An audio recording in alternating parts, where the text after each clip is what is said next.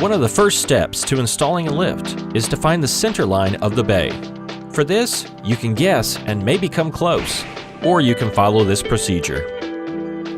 Start by measuring the width of your bay door.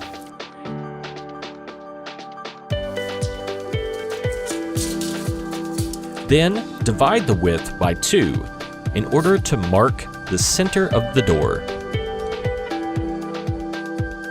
Next, hold the end of the tape measure against one side of the bay door.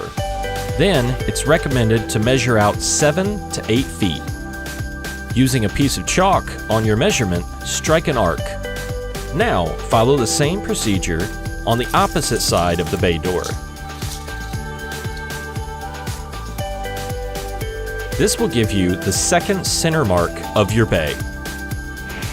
Repeat this process, setting your tape measure at 10 to 12 feet.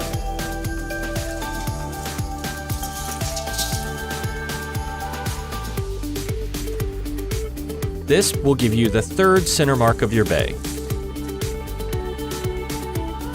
You can also use a string and a piece of chalk instead of a tape measure for this process, if wanted.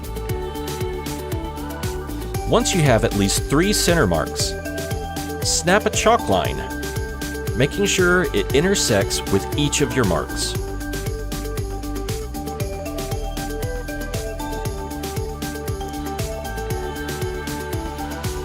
Next, determine the distance you want your lift to be away from the wall.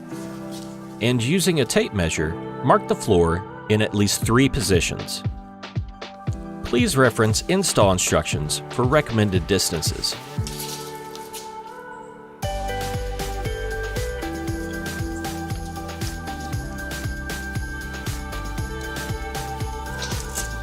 Then, snap a chalk line, making sure the chalk line lines up with the 3 marks. Now you know where your lift needs to be positioned in the bay. Reference the install instructions to find the overall width of the lift. Then, divide the overall dimension by 2. Measure from where the center line of the lift intersects with the lift location line, and place a mark. Make sure to repeat this step on both sides.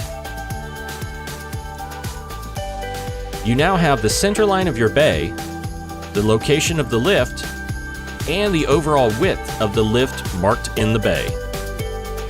Next, position the columns in the bay according to your layout, making sure they are squared up.